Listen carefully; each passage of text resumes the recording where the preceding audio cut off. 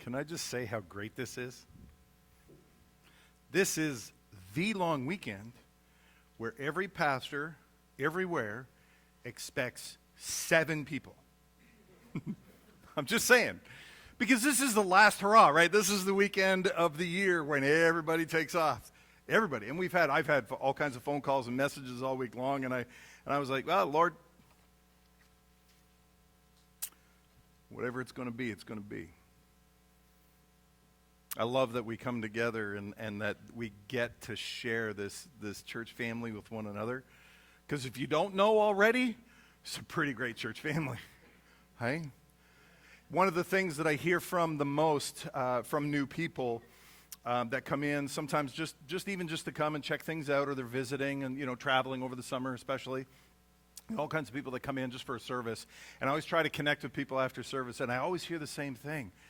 A lot of churches say that they're friendly, that they're welcoming, but you guys really mean it. And I'm not saying this got nothing to do with me. This was the heart of this church family before I ever got here. And it's still very much the thing that people notice first. You are blessed, not just with the Lord, but with each other. I think it's an incredible thing. So last Sunday, who was here last Sunday? Oh, last Sunday was the week everybody, no, okay. So last Sunday we did a pulpit swap. So our sister church in Perth, Asbury Free Methodist, lovely, lovely church family. The pastor there and I have been good friends. I've known him for decades at this point. And given that there's so much sort of crossover, even in the lifeblood of the church itself, some of their people have come here, our people have gone there over the years. It's a back and forth thing. We're kind of like one big family. They just have another pastor over there. And so we thought, what would be really nice is if we just swap for a week, right? Doesn't disrupt anything. And in fact, we can just, polish off an old message that, tweak it and make it work over there, and vice versa. And what I heard from all of you that I've talked to is that last week was fantastic here, wasn't it? Pastor Brent is such a wonderful, wonderful man of God. He's a mentor of mine, a good friend of mine, and I was really blessed. He was the one that proposed the idea. I was like, yes, that's great. That's amazing, because I would love for all of you to know him the way I know him. He's one of the few people in this world that I trust with, and I mean this sincerely, absolutely anything. There's not a thing in the world or in this life that I wouldn't trust him with, because that's the kind of guy he was. Time and time and time again, he has stepped up and proven that to me. What a wonderful blessing. So it was a great Sunday. I went. It was a blessing for us. It was a blessing for our family. Like I said, they were wonderful. We had a little tea time and cookies afterwards and got to connect with people. There were people that I knew that I hadn't seen in ages that were there too, which was really, really nice. But last Sunday was also a little bit difficult for us in that I drove early in the morning. I drove out to Perth with my van packed full of everything that Crystal owns. And after the service, we just drove Highway 7 into Ottawa and moved her into the city. Which is, truthfully, it's a good thing. But for those of you that have sent children out into the world, that first one, it's a little hard, right? And so as happy as we are for her, we have a little bit of grieving going on at the same time and feeling the loss of her presence among us at home. She was very, very excited. So for those that don't know, she's moved in with my parents. It's better her than me. She's moved in with my parents in Canada, and so she's in a safe place. She's very excited because she has her own room and a bed, neither of which she's had for many, many months now, and so she's rubbing it in a little bit, in fact. So she's very excited, and we are for her as well. But given what we were feeling inside, I started thinking a lot about my relationship with all of my kids and kind of how precious they are to me, the relationships. And because I was thinking so much about it, in the midst of all of that, I began to think how precious our relationship with the Lord is, too. And I don't mean from our perspective. I mean from His. He adores us, you. Loves you deeply. Loves you with a greater love than any person in this world could. Powerfully, intimately. He wants the very best for you. And as I started thinking about that, I mean, I've been spinning on it for many, many days now. And I was moved greatly because this week we're starting a new series called Building Blocks. And over the next few weeks, we're going to be talking about some of the most critical and foundational aspects of the life lived for Jesus. And the things that we're going to talk about, they're not just important, they are so critical to our spiritual formation, to our sanctification, it's a big word the Bible uses, that process of God making us like His Son. They're so critical to that the truth is we really cannot grow without them into the people that God wants us to be. So this morning I want to start by asking you a simple question. What do you think it takes to build faith? What do you think it takes for you to build your faith? I'm pretty sure I've mentioned this quote before, but it's worth hearing again. So I'm just going to read this. In the book, Experiencing the Impossible, Bill Johnson wrote this. He said, God is always looking for the sacrifice of the heart, for it is the yielded heart that believes. Faith comes from the heart, not the mind. Living a life of surrender to God can only result in an ever-increasing faith. This place of surrender is an expression of dependence on God. And such dependence comes from humility, which basically means to see ourselves as He does. We talked about that a few weeks ago. So then, faith and humility are very closely related. Faith is not a product of human intelligence or endeavor. It is not the product of our labors, or it'd be of human origin. Faith is otherworldly, firmly anchored in the nature, presence, and promises of God. Learning to come before Him in awe, knowing we're accepted by Him, is vital to great faith. Faith is not a product separate from Him, but is instead because of Him. Faith is the result of His nature having an impact on the heart of the believer. It's powerful, isn't it? So I've been thinking about this a lot lately. And truthfully, with everything that's been going on at home for us lately, I can't seem to stop thinking about it. And I think now more than ever, people all around are stopping to consider what it means to grow in their faith. It's not something that, I say this all the time, it's not something that happens by osmosis, right? We don't just hang out with other people who have it and suddenly we have it. No, it's something that has to grow within us. Do you ever pray for greater faith? I have. I have a bunch of times, in fact. Over the years, I've done it quite a bit. It's a very different prayer now than it was for me, say, years ago, because as I've matured in my faith, I've grown to understand it more, and it's changed the prayers for faith that I've offered up. For instance, when I pray for an increase of faith in my life, I now understand that actually, when I'm praying that prayer, I'm actually praying for two things. One, I'm praying for a change. I don't know if you know this, but when you pray for an increase of faith, you're praying for change. See, if you're maturing as a believer, you're changing. You're transforming. That's the process of sanctification. That's that whole thing that God is talking about throughout the entire Bible, about how He is transforming us to be more like His Son. You can't grow as a believer without change. So an increase in our faith, it means change. But more importantly, number two, I've also just prayed for a trial. Yeah, a testing of my faith. So when I pray, Lord, I want you to increase my faith, make my faith bigger or, faith bigger or stronger, what I'm actually doing is I'm praying for a trial to go through. I don't know if you realize this or not, but faith only grows when you use it. Your faith can only get stronger and more mature if you are actually exercising it. You get more faith by living in faith. And I hate to break this to you if you don't know this already, but your faith is really only exercised when it's tested. And that means a trial of some kind. It means that we will have to have the faith to endure something challenging, difficult. I don't know. Maybe you're experiencing a challenge right now. And if you are, you should know that this is an opportunity to grow in your faith while you trust God for the outcome. Yeah?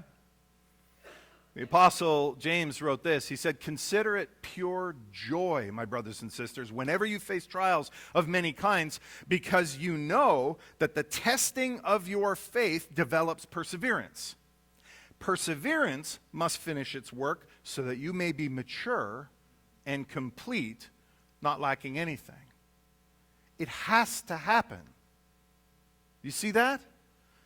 And I know we don't like the idea of it because we don't like being challenged. We don't like it when life is difficult or when things aren't going according to our plan. But the truth of it is, it's necessary if we're going to grow in our faith. So our very growth as disciples of Jesus is dependent upon the testing of that faith. And we should be joyful when we encounter those trials of faith, knowing that He is maturing us in our faith. Remember, faith isn't just head knowledge. It's not just about understanding. It's heart knowledge. It's active. It's alive. It involves motion. Faith is about what we have seen and know to be true about God, but not necessarily what we may be seeing in the moment with our eyes. Because chances are, when your faith is being tested, if it's anything like what I've gone through, when you're exercising your faith, you could be wondering where God is in the moment because you may not be able to see Him right then. That is faith, right there. Continuing forward because we know and trust the nature and the character of God no matter what it is that we see with our eyes. Oswald Chambers, I don't know if I've mentioned this before, but I love Oswald Chambers. Amazing Amazing fellow. Can't wait to meet him someday. Long from now. Oswald Chambers once said this: faith by its very nature must be tried. And the real trial of faith is not that we find it difficult to trust God, but that God's character has to be cleared in our own minds. Faith in its actual working out has to go through spells of unsyllabled isolation. Faith in the Bible is faith in God against everything that contradicts Him.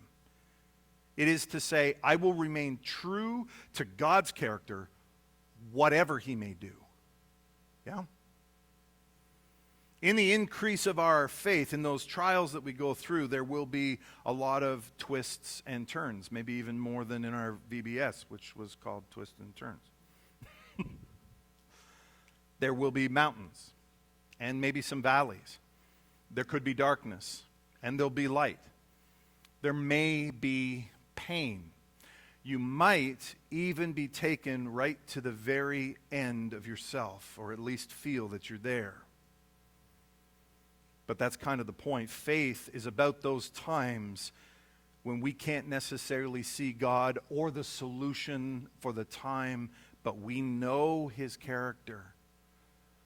We know His nature. So we trust Him. We draw close to Him, and we follow what we know to be true about our Heavenly Father. I mean, we know that He's right there. He's just over the next rise, or He's around the next corner. We know that He's there because we have seen Him, and we know that He'll never leave us. He's told us that. But it's faith when we're still chasing after Him, even though we feel like we can't see Him in that particular moment. I'm pretty sure I've used this story as a sermon illustration in the past, so forgive me, but it's really cool and kind of perfect when you're talking about faith. So I'm going to tell the story again because it's fun. I heard a story once upon a time about a young man that was struggling with faith, struggling to understand faith. And so what he did is he went to see a much older man in his church family who had like rock solid faith, huge faith, legendary faith. So he goes and he sees this guy, and he sits down with him and he asks this question. He says, "Why is it, sir, that so many Christians zealously chase after God during the first year or two of their conversion, but then their faith dwindles and they fall into habit of little more than kind of going to church once a week or less, and they end up not really looking any different than their neighbors who aren't even Christians?" And the old man smiled and he replied, "Let me tell you a story. One day I was sitting here quietly in the sun with my dog, and suddenly a large white rabbit ran across the front lawn.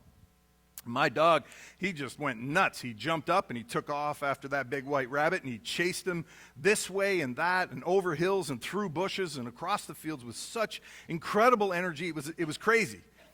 Even after he lost sight of the rabbit, he still chased after the scent. He could still smell him, and he just kept going, barking and racing along with undying passion. He may not have been able to see the rabbit with his eyes anymore, but he still had the scent of what he had seen, and he was going to catch that rabbit no matter what. Soon, other dogs began to join him in the chase, attracted by all the barking and the running about.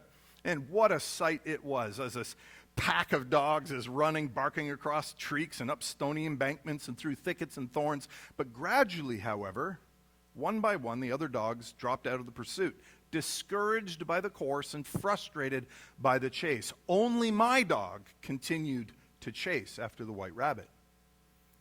In that story, young man, lies the answer to your question." The young man sat in confused silence for a moment, and finally he said, "Sir, I don't understand. What is the connection between a rabbit chase and faith in the quest for God?" "You fail to understand," answered the old man, "because you didn't ask the obvious question. Why didn't the other dogs continue in the chase? And the answer to that question is, they had not seen the rabbit." Hebrews 11:1 tells us that faith is being sure of what we hope for and certain of what we do not see. God is the one that initiates faith, yeah? Just like the white rabbit running across the lawn, he initiates faith when his nature and his character impact the heart of the believer. But faith happens when the believer moves out from that point with their passion, chasing after what they saw and what they know, and following the scent of what they know to be true, no matter what they see or don't see in front of them. 2 Corinthians 5:7 says, "We live by faith, not by sight." I've had a lot of experience with this now. I continue to pray for an increase in my faith because I know that as my faith increases, God can use me and do greater things in me and through me because my capacity to move forward in faith has increased. I mean, the trials are still hard. I still struggle sometimes. We're struggling a bit right now. There are still lots of hills and valleys that we face, but that's what trials are. Testing is always difficult, always. But your faith is always increased by it. When you keep stepping forward, trusting in Him with each step. Another thing that I understand now about what happens when I pray these prayers is that in a way, when I pray these things, I am giving up my right to choose for myself. We call it surrendering. And we talk about this all the time. I mean, truthfully, in the church, we talk about this. It's in all of our churchy conversations. I preach about it all the time. We sing songs about this pretty regularly. But I wonder how well we actually do this. Now, when I ask the question, I'm not suggesting that anybody here doesn't trust God, but I am asking you to think about it. I mean, the truth of our culture is that we live in a world where we have varying degrees of trust for people. This one's always been clear to me. I can trust some people with some stuff, but I feel I can't trust them with other things. This has been true all of my life, and even more so in the 35 years that I've been a parent. If you pray to God for an increase in your faith, then you need to be prepared to let Him choose for you. When you pray for Him to increase your faith, you are, in essence, praying to give up your right to choose for yourself. In that prayer, you are surrendering the course to Him. Or at least you should be. Oswald Chambers, I'm going to throw another one at you. Oswald Chambers said this once. He said, "The great enemy of the life of faith in God is not sin, but the good that's not good enough. The good is always the enemy of the best. Many of us will not go on spiritually because we prefer to choose what is right instead of relying on God to choose for us. We have to learn to walk according to the standard which has its eye on God." We all have to be better at surrender, myself included. We'll always be able to make good choices, but that doesn't mean that they're choices that we should be making. Right? Just because it's a good idea doesn't mean it's a God idea. If we want our faith to grow, we have to surrender that path to Him and let Him show us where we should travel, what we should say, what we should be doing, and where we should be doing it. The outcome of His way may not always be clear. His way can sometimes look scary, and I promise you that sometimes He is going to ask you to do things that you do not want to do. And there's going to be alternatives at every turn. There's always going to be another choice for you to choose that'll seem, good enough. So what it comes right down to is that this one is about a battle of will. It's about choosing good or choosing great. Choosing what I think is best or choosing what He thinks is best. God's way is always great, no matter what it looks like. That's why in Romans 12:2-3 it says, "Do not conform any longer to a pattern of this world, but be transformed by the renewing of your mind." That's changing the way you think about things. Then you'll be able to test and approve what God's will is. His good, pleasing, and perfect will. "For by the grace given me, I say to every one of you, do not think of yourself more highly than you ought, but rather think of yourself with sober judgment, in accordance with the faith that God has distributed to each of you." When we pray to have God increase our faith, we need to be prepared to surrender. Just like Oswald Chambers said, exercise your right to waive your rights and let God choose for you. You need to let God you need to trust God completely. Trust that He's leading you to something better. And if you've never done it before, it may seem difficult. It can feel really awkward sometimes. It can be frightening even. But it is always good. And the more you surrender to His will, His leading, the easier it gets to do. Following God, even faith, is learned. It's practiced. It's something that we do deliberately because it's not something that happens automatically. I think that's why our early steps of faith are often very little ones, because it takes us a while to get into the rhythm of following His lead effectively. Following God in faith is a lot like a dance. Now, I'm sure, at least in discussion, I've told you this before, but a long time ago, I went square dancing with my eldest daughter, Crystal. And so, I don't know if you've ever done it, but it's a little nuts, right? So I went. It was part of the GEMS thing. It was a daddy night or something like that, and I went with her, and we did square dancing, and I got to tell you, it was like an absolute mess. Crystal was actually really good at it, but I was terrible. And, we're banging, all the dads actually, we're kind of banging into each other, stepping on each other, and, we're twisting ourselves up into knots, trying to make sense of it all. I mean, it was fun, but it was an uncoordinated mess. But here's the thing, the longer we did it, the easier it became. And I learned an incredible lesson there that night that I'll never forget, and it's this. You see, when you have a dance, having a leader and a follower is very important. Like, it's very important if you want to dance smoothly. Even in the crazy random mix of square dancing, once you learn to follow the lead, it becomes much easier and the dance starts to become smooth. Some people say that the hardest part is learning the steps to take, both in dance and in faith. But that's not true. The hardest part is learning to surrender and follow the voice of the leader. When we stop trying to figure it out or do it our way and simply just follow the master, the steps actually get quite easy. So I continue to pray for an increase in my faith, knowing that it means that I have to give up my right to choose for myself, because I believe that God has taken me somewhere great. I may not always be able to see where he's taking me in the moment. I mean, half the time I can't see the path at all, but I trust him. So I follow him. Over the years, I have learned how to listen to the master's voice, and I found that when I do, the steps are so much easier. When I stop thinking about moving this way or that, when I stop thinking about what might happen when I do, and I find that I just follow his voice, following his lead makes a whole lot more sense.